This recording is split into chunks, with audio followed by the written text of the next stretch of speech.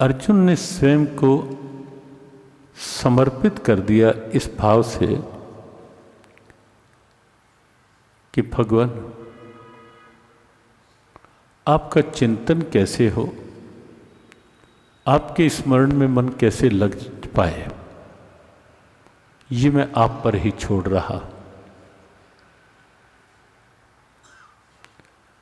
जब अपने प्रयास पूर्ण होते ना दिखाई दे रहे हों, जब लग रहा हो कि मैं बहुत कोशिश करता हूं तो भी मन नहीं लगता, तब ये श्लोक भगवान के समक्ष उसी प्रकार रखना जैसे अर्जुन ने रखा, 10वें अध्याय का 17वां श्लोक। लेकिन एक बात का ध्यान रखना होगा, भगवान के समक्ष किसी भी प्रकार का कोई कपट भाव चल नहीं सकता, ये निश्चित ध्यान रखें।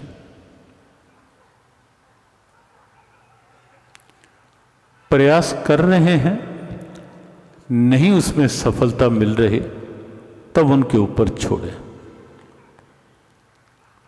कुछ कर भी नहीं रहे, करना भी नहीं चाह रहे, और फिर ये भी कहें कि भगवान आप भी नहीं ध्यान करते, आप भी नहीं ऐसा देखते, नहीं चलेगा।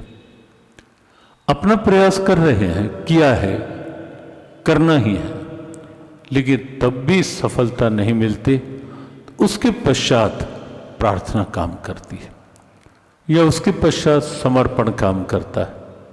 भगवान पर छोड़ें कि मेरा वश नहीं चल रहा मेरे ठाकुर, अब आप कृपा करो। प्रार्थना का स्वरूप ही यही है। कई बार लगता है कि हम प्रार्थना करते हैं, हमारी प्रार्थना का असर क्यों नहीं होता। प्रार्थना का वास्तविक स्वरूप यही है कि जब पहले अपनी ओर से प्रयास किया जा रहा है, किया गया है, नहीं सफलता मिली, यशोदा मैया ने खूब प्रयास किया, खूब प्रयास किया कि कन्हैया को बांध लो,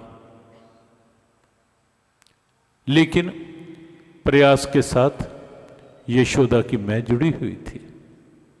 प्रयास के साथ यशोदा का साधन का अहम जुड़ा हुआ था कि मैं तुझे बांध कर दिखाऊंगी।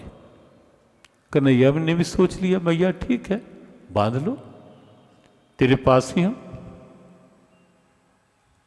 लीला घटना के रूप में हम सब जानते हैं कि मैया ने एक एक करके कितनी रस्सियां जोड़ी, लेकिन हर बार 2 अंगुल छोटी पड़ती रही सारी रस्सियां। बहुत सी रस्सियां मिलकर भी 2 अंगुल छोटी ही रही। और उसके बाद जब मैया ने रस्सियों को लेकर नीचे पटक दिया और कह दिया, कान्हा मैं हार गई, अब तू ही बता तू कैसे बंधेगा। मैं हार गई अर्थात मेरी मैं हार गई। मैं जिस अहम के साथ तुझे बांधना चाहती थी, जिस ईगो के साथ, जिस मैं के साथ कि मैं बांध कर दिखाऊंगी, अब वो मैं हार चुकी है कान्हा, अब तू बता तू कैसे बंधेगा। और कन्हैया झट से मुस्कुरा देते हैं और मुस्कुरा कर कहते हैं, मैया एक काम कर, जो सबसे पहले एक छोटी सी रस्सी तूने ली थी ना मुझे बांधने के लिए, अब केवल वही उठा ले।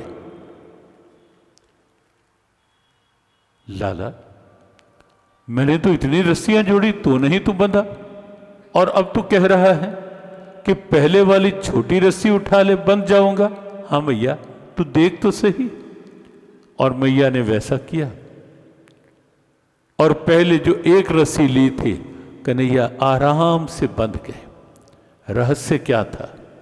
रहस्य यही था, 2 संकेत के साथ। एक तो यह कि मैया ने पहले पूरा प्रयास कर लिया था, लेकिन प्रयास में कहीं ना कहीं मैया ने अपनी ईगो को जोड़ रखा था, अपने मैं को जोड़ रखा।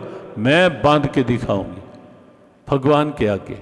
कभी भी दो बातें लेकर मत जाना, वहां नहीं चलती। एक तो मैं करके दिखाऊंगा, मैं ये करके दिखाऊंगा, भगवान के आगे नहीं चलती ये मैं, बिल्कुल नहीं चलती। और एक मन में कभी भी ये स्थिति नहीं, अंदर कुछ बाहर कुछ, भाव कुछ और दिखाना कुछ, ये दो स्थितियां भगवान के आगे बिल्कुल नहीं चलती। मैया ने कहा ना, अब तो क्यों बंद गया? तब कन्हैया ने कहा, मैया तो पहले बार बार ये कह रही थी ना, मैं बांध कर दिखाऊंगी, लेकिन अब जब तूने अपनी मैं को छोड़ दिया और ये कह दिया मैं हार गई रे, अब तू बता तू कैसे बंधेगा? बस मैंने कहा ठीक है, अब मैं बंध जाऊंगा। 10वें अध्याय का 17वां श्लोक बिल्कुल इसी भाव का मंत्र है। अर्जुन ने कहा, कृष्ण कथम विद्याम हम योगेस्त त्वाम सदा परिचिंत्य, और संकेत कल भी किया था अपने पूजा कक्ष में, ध्यान कक्ष में। इस श्लोक को अपने सामने रखना।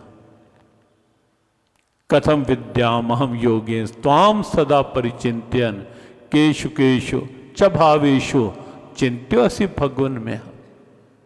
हे केशव, आप ही कहो कि किन किन भावों से, किस किस प्रकार से मैं आपका चिंतन करूं ताकि आप मेरे मन में बस जाओ, आप मेरे मन मंदिर में आ जाओ, आप मेरे चिंतन में समा जाओ। एक एक शब्द आप पढ़ना इसी श्लोक का। कथम विद्याम अहम योगेश त्वाम सदा परिचिंत्यन केशु केशु, किस किस प्रकार से, च भावेशु, मैं भाव बनाऊं गोविंद, ताकि मन में आपका ही चिंतन रहे। आप हमारे संत वाणी चैनल को सब्सक्राइब करें, वीडियो को लाइक करें, शेयर करें और हाँ, बेल आइकन पर क्लिक करना बिल्कुल ना भूलें, ताकि हमारी किसी भी वीडियो की सूचना सबसे पहले आपको मिले।